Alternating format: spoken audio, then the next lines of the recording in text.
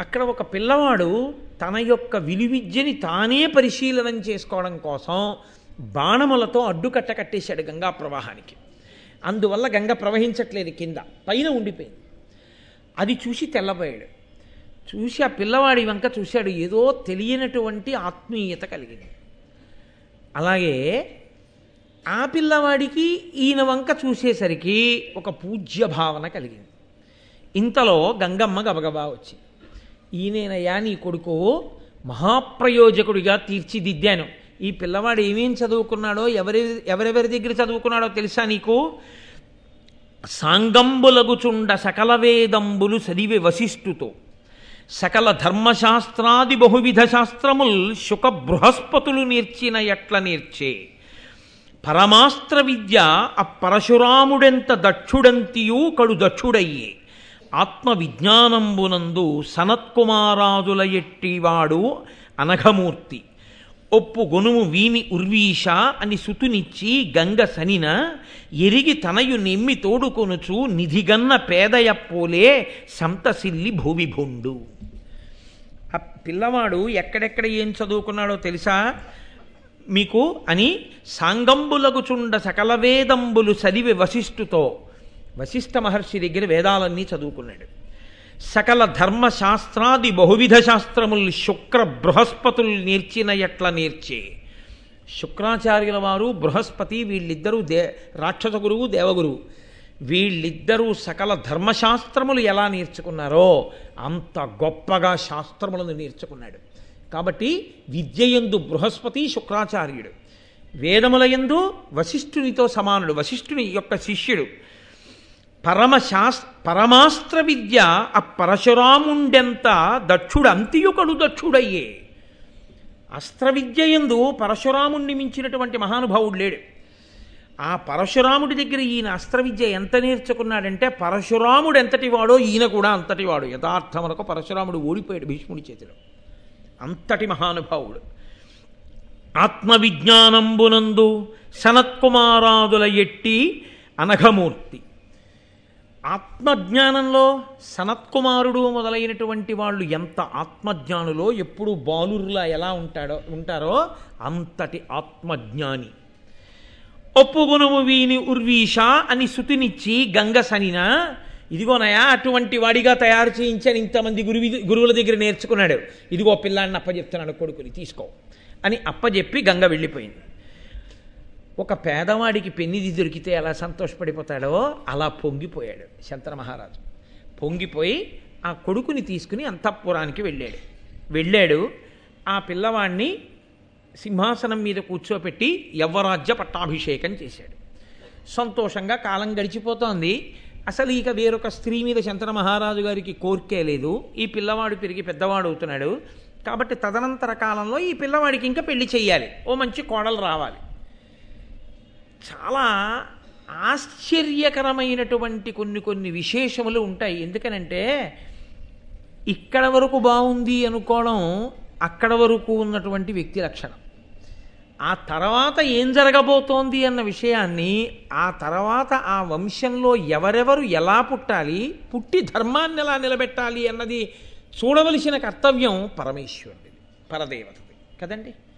అందుకని వాళ్ళకి అంతవరకే తెలుసు, కొడుకున్నాడు సంతోషంగా ఉన్నాడు. కానీ ఇక్కడే ఒక ఆశ్చర్యకరమైనటువంటి సంఘటన, మళ్ళీ ఒక కొత్త మలుపు తిరిగేస్తుంది కథ.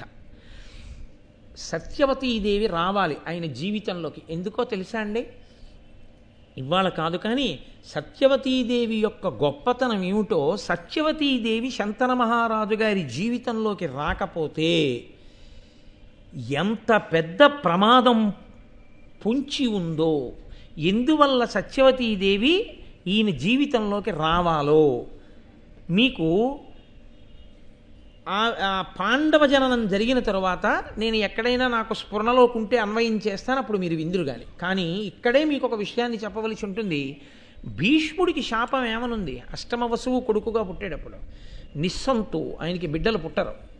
కాబట్టి చంద్రవంశం ఆగిపోతుందా? అయిపోదా? శంతన మహారాజు గారితో ఆగిపోదు, కొడుకున్నాడు. భీష్ముడికి ఇక కొడుకులు ఉండరు. శంతనుడికి ఇంకా కొడుకులుంటే ఆ కొడుకుల వైపు నుంచి వంశం పెరిగే అవకాశం ఉంటుంది. ఏ కారణానికి ఇంకా భీష్ముడికి మాత్రం కొడుకులు ఉంటారు, ఏ కారణానికి ఉండరు. తేజోదానం చేయడానికి కూడా కుదరదు భీష్ముడికి, ఆయన పేరు మీద కొడుకు ఉండడానికి వీల్లేదు. ఎందుకంటే వశిష్ఠ శాపం ఉంది కాబట్టి. అయిపోయిందా చంద్రవంశం, అంతరించిపోయిందా? అలా అంతరించిపోతే ఇంతమంది మహాపురుషులు పుట్టినటువంటి పుట్టుక యొక్క గొప్పతనం ఏమిటి? వంశం ఎందుకు అంతరించాలి?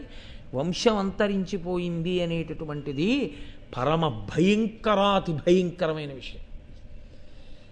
ఇంకసలు కొడుకన్నవాడు లేకుండా ఇక ఆ గోత్రంతో ఆ గోత్రం పేరు మీద ఇక ఆ అన్నదమ్ముల తర్వాత పూజ లేదు అన్నారనుకోండి, అంతకన్నా దారుణమైనటువంటి విషయం ఇక సృష్టిలో లేదు. గోత్రం తమతో అంతరించిపోవడం అంటే భయంకరమైన విషయం అండి. అది గోత్రం వర్ధిల్లాలి, అలా సంతానము పొందుతూ ఉండాలి. తంతు దూది ఎలా వెడుతుందో అలా వెళ్ళాలి గోత్రం. కాబట్టి ఇప్పుడు శంతనుని మనసులో మళ్ళీ వేరొక స్త్రీ మీద అనురక్తి కలిగితే తప్ప కొడుకులు రారు. కాబట్టి శంతనుని మనసు కదలవలసిందే. ఇక్కడి వరకు వసువులు రావలసిన అవసరం తీరిపోయింది. వచ్చేసాడు భీష్ముడు.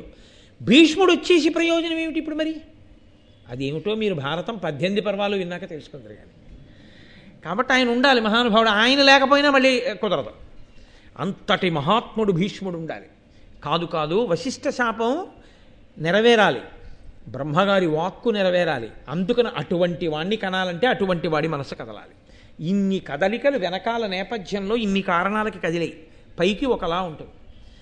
ఇప్పుడు అందువలన శంతన మహారాజు గారు ఒకనాడు వేటాడుతూ వెడుతూ ఉండగా అకస్మాత్తుగా ఆయన నాసాపుటములకు ఒక గొప్ప సుగంధం తగిలింది.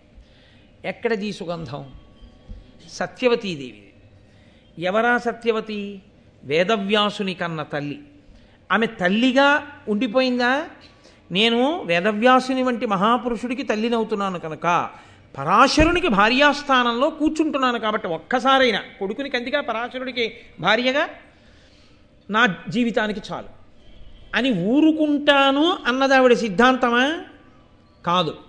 అలా అయితే ఆవిడ నా కన్యాత్వం చెడకూడదన్న కోరిక కోరదు.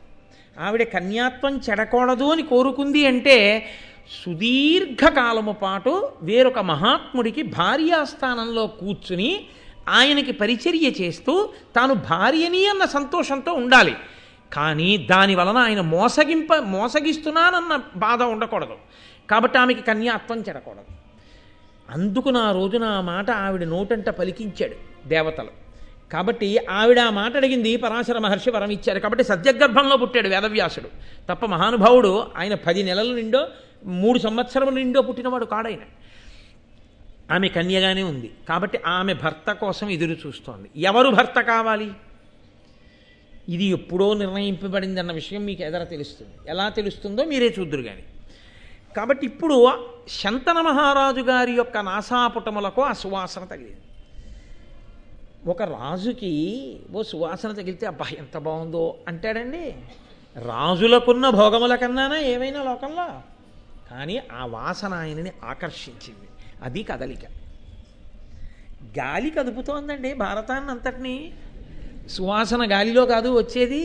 ఎన్ని చోట్ల గాలి పాత్ర పోషిస్తోందో చూడండి. నమస్తే వాయోత్తమేవ ప్రత్యక్షం బ్రహ్మాసి. ఆ వాయువే పరబ్రహ్మమని కీర్తిస్తాం మనం. కాబట్టి ఇప్పుడు ఆ వాయువు ఆ సువాసన ఎక్కడ తగిలిందో దాన్ని వెతుక్కుంటూ దాని మూలముల వైపుకి వెళ్ళాడు. వెడితే ఆయనకి యోజనగంధి కనపడింది. ఆవిడ వంక చూసి చాలా సంతోషించిన వాడై ఆమెను వివాహం చేసుకోవాలి అని కోరుకున్నాడు. కోరుకుని ఆమె అంది, నా తండ్రి దశరాజు, ఆయన్ని అడగవయా? అడిగితే ఆయన ఒప్పుకుంటే నువ్వు నన్ను భార్యగా స్వీకరించవచ్చు అంటే ఈయన వెళ్ళి ఆ దాశరాజుని అడిగాడు, నీ బిడ్డని నాకు భార్యగా చెయ్యి అని. అడిగితే దాశరాజు అన్నాడు, భూపాల, నీకు ఈ కోమలి వలన పుట్టిన సుతుడు నీ పరోక్షంబున రాజు కావలే. ఎమ్మినిట్లీగ నోపుదే అనిన శంతనుడు గాంగేయు యువరాజు తలచి ఈ పల్కు తక్కగా ఒండు వేడుము ఇచ్చదని నేను. ఆ దశరాజుని నీ కూతురైనటువంటి యోజనగంధిని నాకు ఇచ్చి వివాహం చెయ్యి అన్నాడు. చాలా సంతోషిస్తున్నాను అన్నాడు ముందు. అని ఆయన అన్నాడు దశరాజు, లోకంలో నా సంతోషం ఏమిటి? నా కూతురు రాణి అయిందని. ఇవాళ నేనుంటాను, ఇంకొక 30 ఏళ్ళో 40 ఏళ్ళో 50 ఏళ్ళో పోయాక నేను వెళ్ళిపోతాను. ఇవాల్టి నా సంతోషం రేపటి నా దుఃఖం అవుతుంది. ఎందుకో తెలుసా? నీకు భార్య అవుతుందేమో, ఎందుకంటే నిన్ను ఇంతకు పూర్వం వివాహం చేసుకున్న భార్య వెళ్ళిపోయింది కాబట్టి.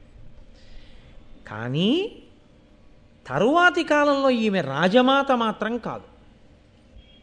ఎందుకని? భీష్ముడు రాజు కాబట్టి. భీష్ముని భార్య ఎవరో ఆమె మహారాజ్ఞి. ఈమె సవతి తల్లి తప్ప కన్న తల్లి కాదు. కాబట్టి ఈవిడ కొడుకులు సవతి కొడుకులు.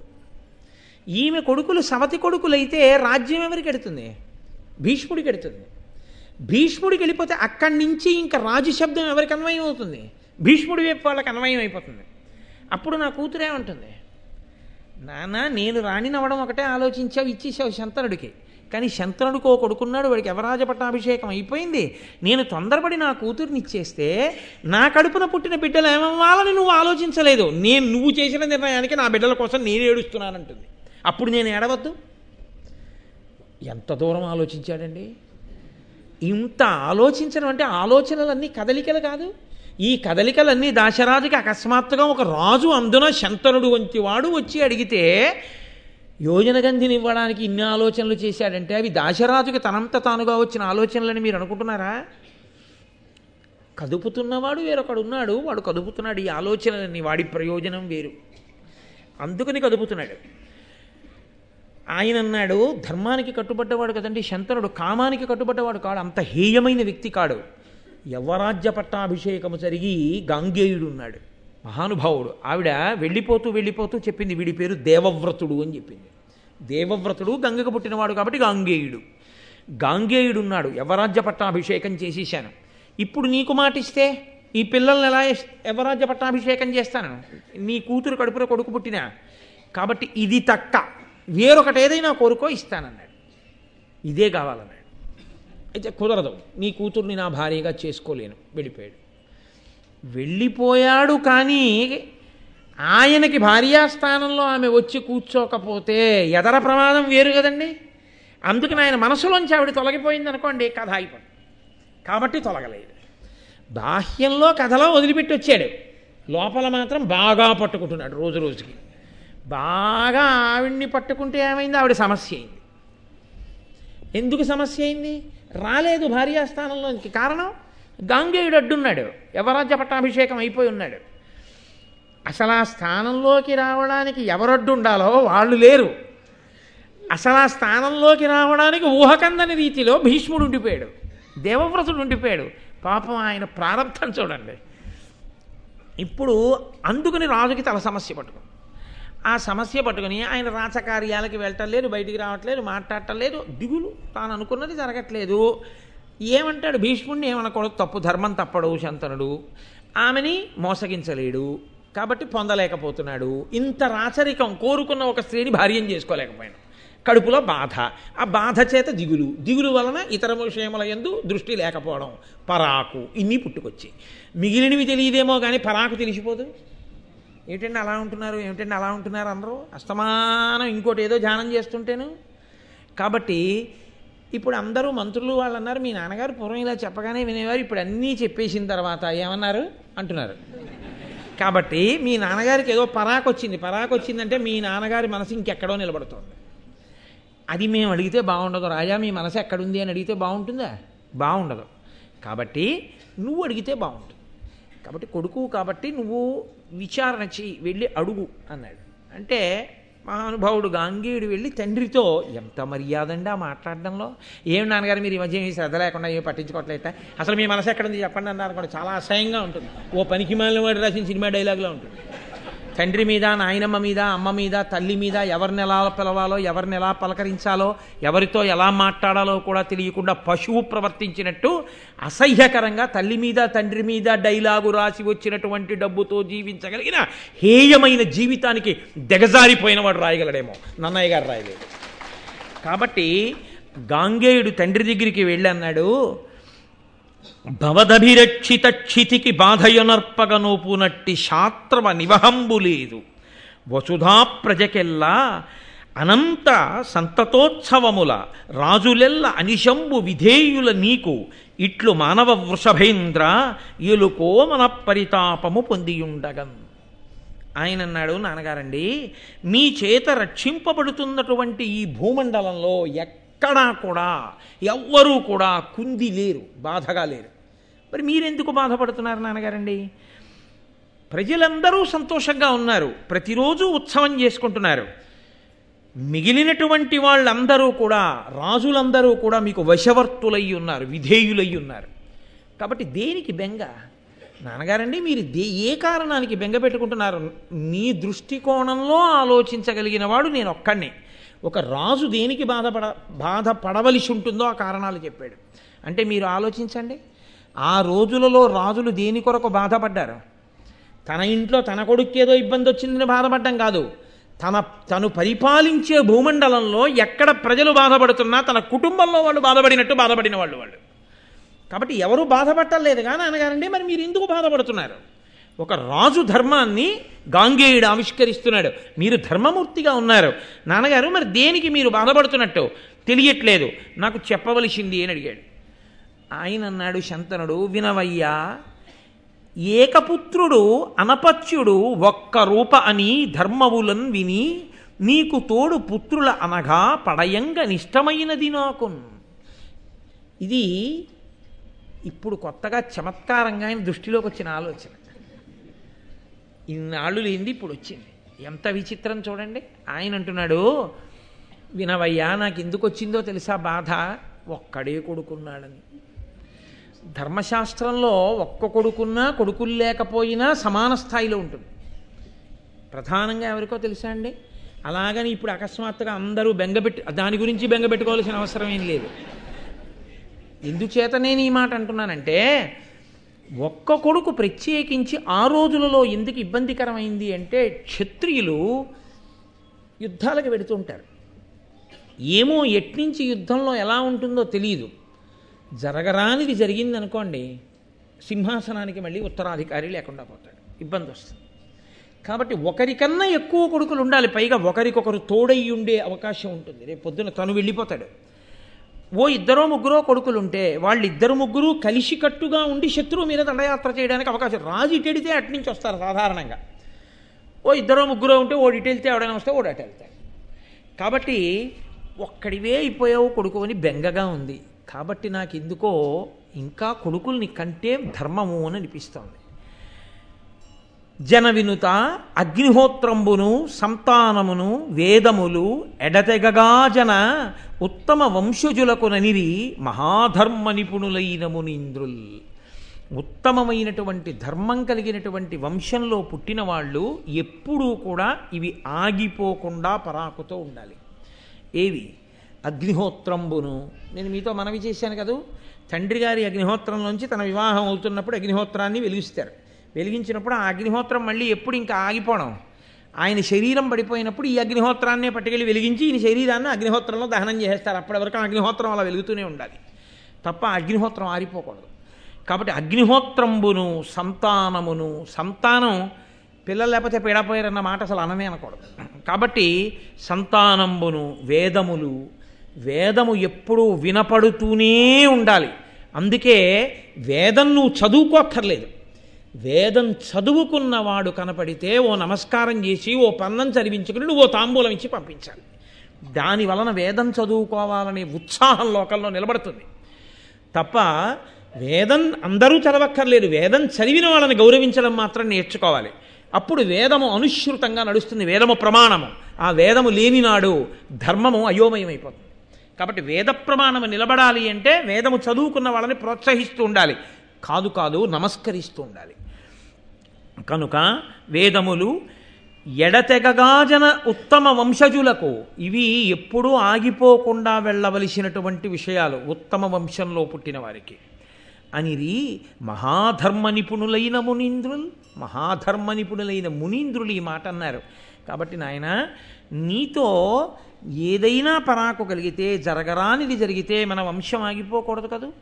అందుకని కొడుకుల్ని కనాలి అని నేను అనుకుంటున్నాను. పైగా నీవు అస్త్ర శస్త్ర విద్యా కోవిదుడవు, రణములందు క్రూరుడవు, అరివిద్రావణ సాహసికుండవు కావున నీ యునికి నమ్మగా నేరనెదన్. నేను కొన్ని కారణాల చేత నువ్వు ఒక్కడివే ఉండడం విషయంలో ధైర్యంగా ఉండలేకపోతున్నాను. ఎందుకో తెలుసా? నీవు అస్త్రశస్త్ర విద్యా కోవిదుడవు. నీకు అస్త్రశస్త్ర విద్యలు బాగా తెలుసు కాబట్టి నువ్వు సాధారణంగా ఎంత గొప్ప వీరుడికి లొంగి సంధి చేసుకో. అవతలవాడు ఎంత గొప్పవాడైనా కావచ్చు, సంధి అన్న మాట నీ దగ్గర ఉండదు. ఎందుకు ఉండదు అంటే ఒక్కటే కారణం, నీ బలపరాక్రమములు అటువంటివి, నీకున్న అస్త్రశస్త్రములు అటువంటివి. వాటితో నువ్వు ప్రతిద్వందిని, నీ ఎదురుగుండా ఉన్నవాడిని పడగొట్టే ప్రయత్నం చేస్తావు. అవతలవాడు కూడా మరి అంత గొప్పవాడేగా నీతో యుద్ధం చేసేవాడు.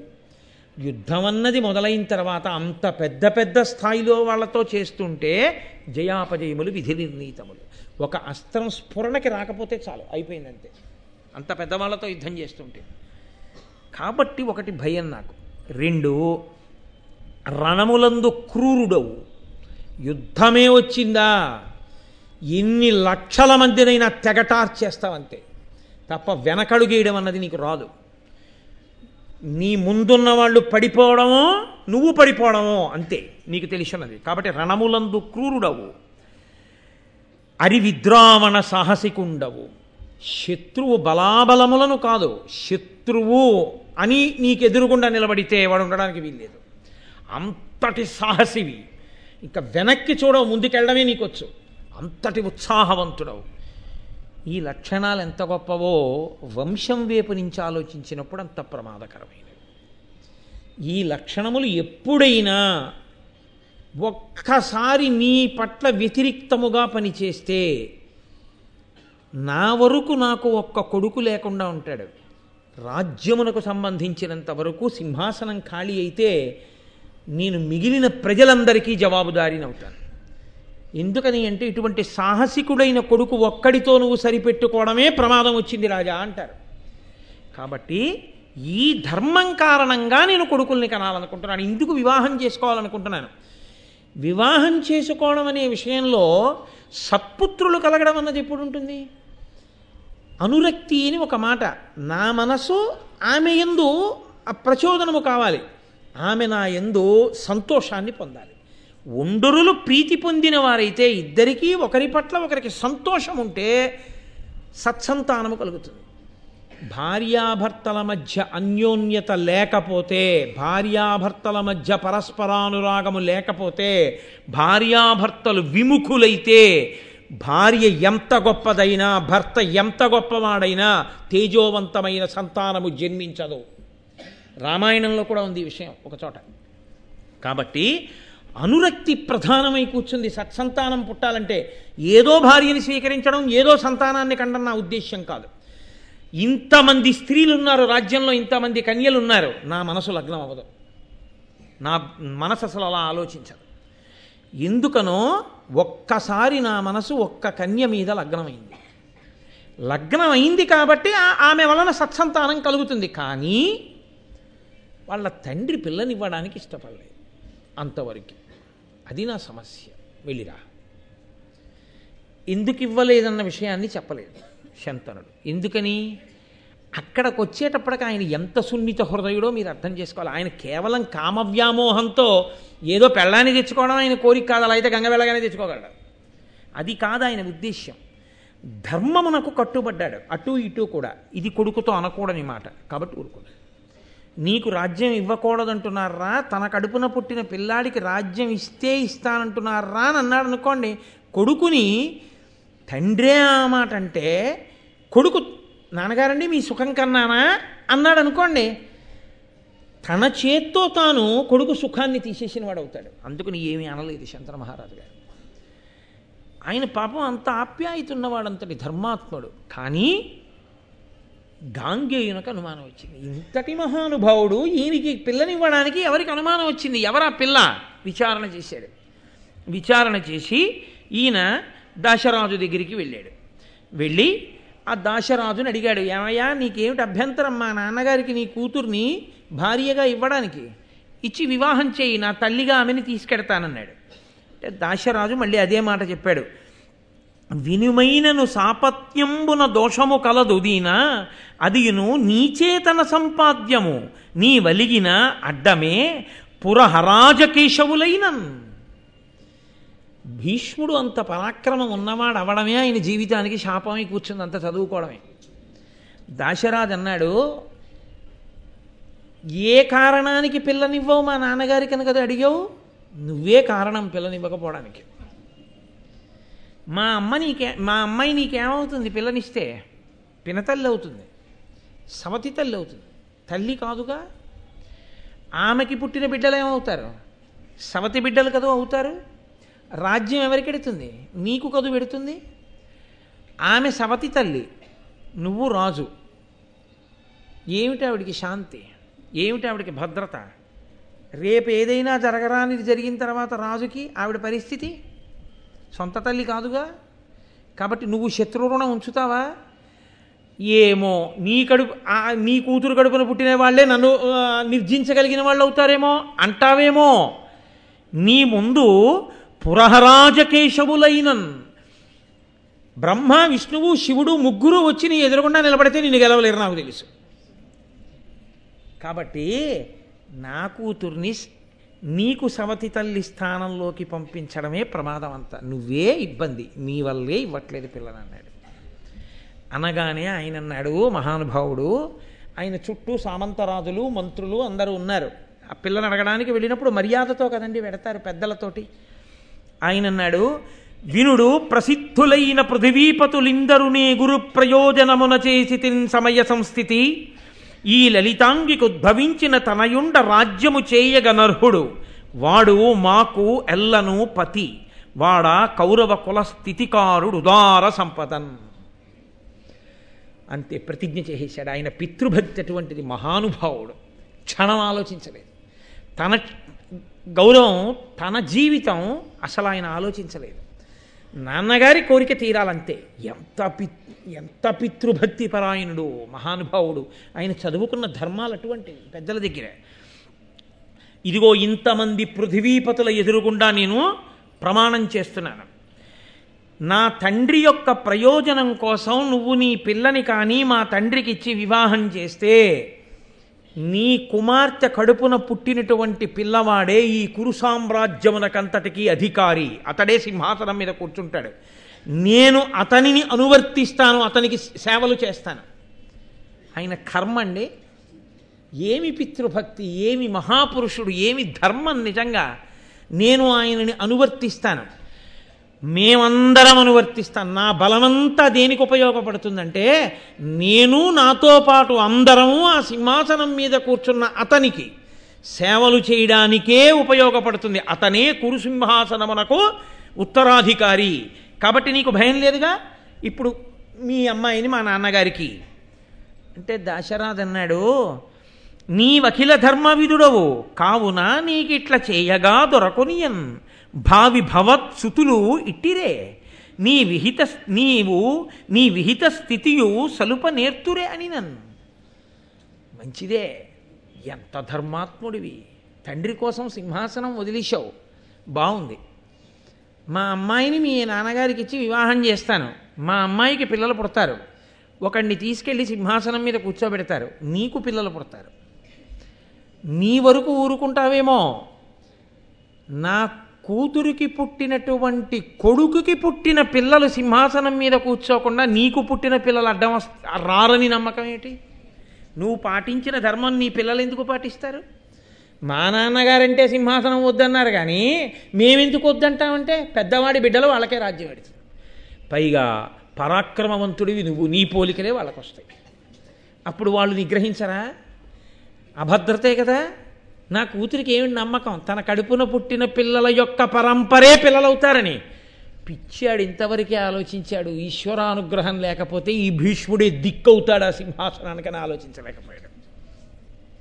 తల కొట్టుకుంది సత్యవతి. తర్వాత కూర్చోవయ్యా సింహాసనం మీద, పిల్లను ఉచ్చుకోవయ్యా అని. అమ్మా మాట తిరగనమ్మా అన్నాడు. అంతే, మహానుభావుడు పరిత్యజించాడు అన్నింటినీ. నిండు యవ్వనంలో ఇన్నిటిని పొంది ఆ రోజు ఉన్నటువంటి పరిస్థితుల్లో భీష్ముడికి భార్య కావడం అంటే పొంగిపోయి పరిగెడతారు. ఏ రోజైనా సరే తన పిల్లనివ్వడానికి. అటువంటి వాడు అంత పెద్ద ప్రతిజ్ఞ చేశాడు తండ్రి కోసం. వెంటనే ఆయన అన్నాడు, ఓహో, నేను రాజ్యం విడిచిపెడితే సరిపోదు, నేను సింహాసనం వదిలేస్తే సరిపోదు, నా బిడ్డలు అలా విడిచిపెట్టరని కాదు నీకు నమ్మకం? నా బిడ్డల తరపున నేను ప్రమాణం చేసిన నా బిడ్డల బిడ్డలు బిడ్డల బిడ్డలు ఏం చేస్తారో అని కాదు నీకు అనుమానం? మూలమే లేకపోతే, నాకే బిడ్డలు కలగకపోతే ఇక బిడ్డలకి బిడ్డలు లేరుగా, ఇంకా నీకు భయం ఎందుకు?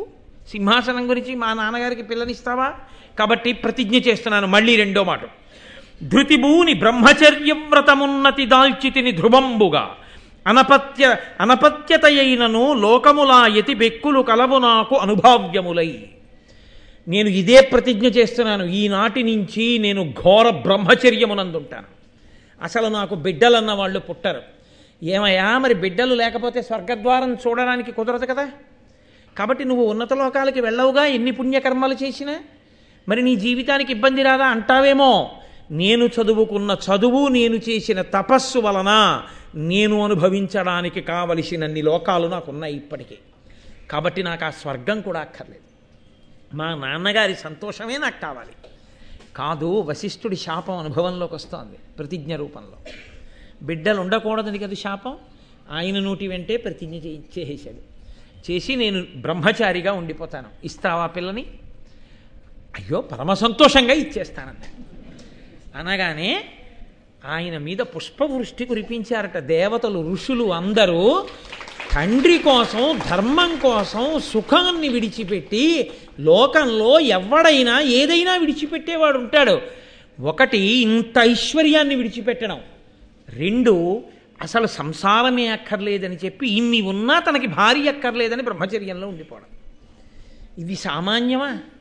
కాబట్టి అంతటి మహానుభావుడయా ఈ భీష్ముడని ఆయన మీద పూలజల్లు కురిపించారు. అమ్మ రామ్మ అన్నాడు. సత్యవతీదేవిని రథం ఎక్కించుకున్నాడు. ఎక్కించుకుని తీసుకొస్తున్నాడు. దాశరాజు అన్నాడు, నాకు ఈ విషయం నా కూతురు శంతన మహారాజుకే భార్య అవుతుందని ఎప్పుడూ తెలుసన్నాడు. ఎలా తెలుసని అడిగాడు. ఉపరిచర వసువు నాకు వచ్చి చెప్పాడు. అందుకే నేను అసిత వంశంలో పుట్టినటువంటి దేవలుడు అడిగినా నా పిల్లనివ్వలేదు అన్నాడు. ఎవరి ఉపరిచర వసువు? మీరు మర్చిపోకూడదు. చేది రాజ్యాన్ని పరిపాలించినటువంటి వసువనబడేటటువంటి రాజు అనేక యజ్ఞయాగాదులు చేసి రథమెక్కి సశరీరంగా ఇంద్రలోకానికి వెళ్ళి ఇంద్రుడి దగ్గర కూర్చుని భోగములను అనుభవిస్తే ఆయన యొక్క వైభవాన్ని, ఆయన ఇంత రాజ్యమేది ఒక మహర్షి యొక్క ఆశ్రమానికి వెళ్ళి కూర్చుని మహర్షి యొక్క వైరాగ్యాన్ని చూసి తాను కూడా అక్కడ కూర్చుని తపస్సు చేస్తుంటే ఇంద్రుడు వచ్చి, ఇంత రాజ్యం చేసి కూడా నువ్వు ఇంతగా వైరాగ్యాన్ని పొంది తపస్సు చేస్తున్నావంటే ఎంతటి మహానుభావుడివిరా నువ్వు, నీకు ఇదిగో వరాలు ఇస్తున్నాను తీసుకోమని వాడిపోని పద్మాల మాలని, ఒక గొప్ప దివ్యమైనటువంటి రథాన్ని, ఒక వెదురు కర్రని చేతికిచ్చి, వీటితో నువ్వు ఎప్పుడు కావాలంటే అప్పుడు నీకు దివ్యత్వాన్ని కూడా ఇస్తున్నాను, ఇంద్రలోకానికి వచ్చి ఇంద్రలోకం నుంచి కిందకి ఎడుతుండొచ్చని వరం ఇస్తే, ఈయన రథం మీద ఇంద్రలోకానికి వెళ్ళి మళ్ళీ కిందకు వస్తుంటే ఆకాశంలో తిరుగుతాడు కాబట్టి ఉపరిచరి వసువు అని ఆయనకి పేరు కలిగితే, ఈ ఉపరిచరి వసువు నివాసం చేసేటటువంటి నగరంలో అంతఃపురం పక్కన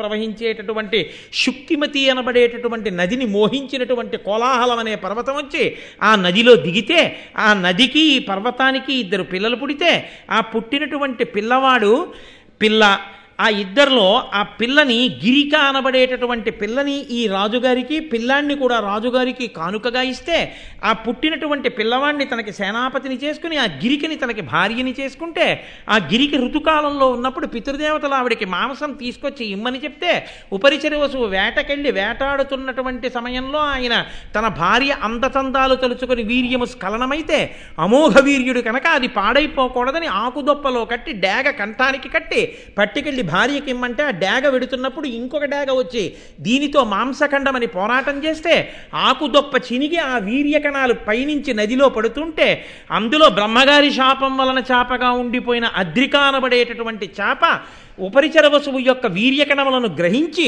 ఆమె గర్భవతి అయితే, ఏనాడు ఇద్దరు మనుష్య సంతానాన్ని పొందుతావో ఆనాడు నీకు శాప విమోచనమని బ్రహ్మగారు ఇచ్చినటువంటి శాప విమోచన కారణం చేత ఆమెకి కొన్ని నెలలు పోయిన తర్వాత జాలర్లు వలలో వెలవేసి పట్టుకుని ఒడ్డుకు తీసుకొచ్చి కడుపు కోస్తే ఆ చేపలోంచి ఒక మగపిల్లవాడు ఆడపిల్ల పుడితే ఆ పుట్టినటువంటి పిల్లవాడు మత్స్యరాజు అన్న పేరుతో మత్స్యదేశానికి రాజైతే పుట్టిన ఆడపిల్ల చేపల వాసన కొడుతుంటే ఆమెకి మత్స్యగంధి అని పేరు పెట్టి దాశరాజుకిస్తే దాశరాజు యమునా నది ఒడ్డున యాత్రికుల్ని పడవలో తీసుకెళ్లమని నియోగిస్తే అక్కడికి పరాశరుడు వచ్చి దైవవశం చేత ఆమె యందు కామమోహం కలిగితే మంచుతెరలు సృష్టించి కన్యాత్వమునందు వ్యాసుడి కంటే ఆ ఉండిపోయినటువంటి ఆ కన్యాత్వంతో ఉండిపోయిన ఆడపిల్లకి వ్యాసుడు పుట్టి ఉన్నాడన్న విషయం తెలియని దాశరాజు ఆ పిల్ల తరువాతి కాలంలో యోజనగంధిగా మారితే ఇంత అందమైన పిల్లని నేను చేసుకుందామన్న కోరికతో ఒకనాడు అసిత వంశానికి చెందినటువంటి దేవలుడు వచ్చి దశరథ గారిని పిల్లనడిగితే ఉపరిచర వసువు తన వైర్యకణముల చేత అద్రిక అన్న చాప మింగి ఈ కూతుర్ని కంది కాబట్టి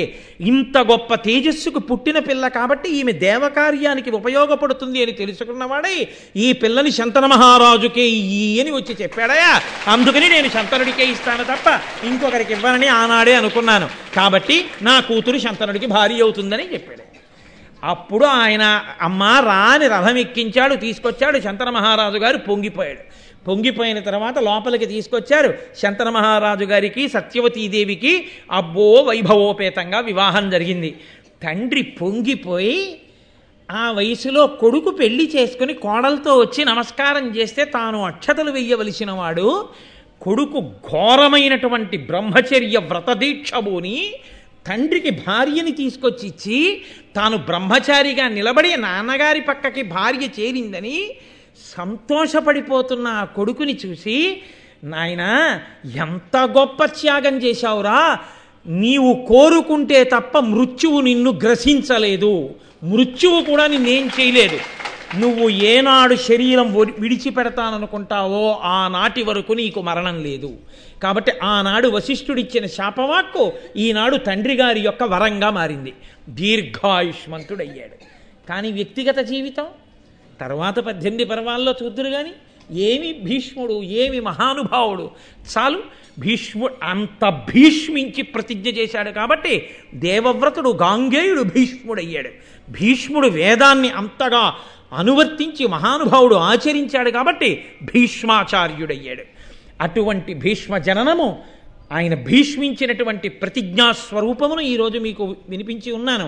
ఇంత గొప్ప ఘట్టం దగ్గర ఇంకా ఎందుకో నా మనసు ఇవాళ శంతన మహారాజు గారికి మళ్ళీ కొడుకులు పుట్టారు అన్న మాట గొప్పదే అయినా నేను ఇవాళ భీష్ముడి వంటి కొడుకు యొక్క ఔన్నత్యాన్ని చెప్పిన నోటితో ఇవాళ నేను తర్వాతి కథని చెప్పలేను, రేపు చెప్తాను. కాబట్టి రేపిక అద్భుతమైనటువంటి ధర్మ సూక్ష్మములతో కూడిన ఘట్టాలు పాండవులు ఉదయిస్తరిహ. కాబట్టి మిగిలిన విషయాన్ని రేపు సాయంకాలం 6:30 తిరిగి కలుసుకుందాం. మంగళాశాసన పరై పదాచార్య పురోగమై సర్వైశ్చ పూర్వైరాచార్యై సత్కృతాయాస్తు మంగళం. ఒక చాలా చాలా ముఖ్యమైన విషయం మీ అందరూ తరించే అవకాశం గురించి నేను ఒక్కటి మాట్లాడతాను. 2 నిమిషాలు ఒక్కసారి ఉండండి. ఉమాకాంతాయ కాంతాయ కామితార్థప్రదాయినే శ్రీగిరీశాయ దేవాయ మలినాథాయ మంగళం. కరచరణకృతం వా కర్మవాక్కాయజం వా శ్రవణనైనజం వా మానసం వాపరాధం విహితం వా సర్వమేత్తక్షమస్వా శివ శివ కరుణాబ్ధే శ్రీ మహాదేవ శంభో. సర్వం శ్రీ ఉమామహేశ్వర పరబ్రహ్మార్పణమస్తు. స్వస్తి. మనకి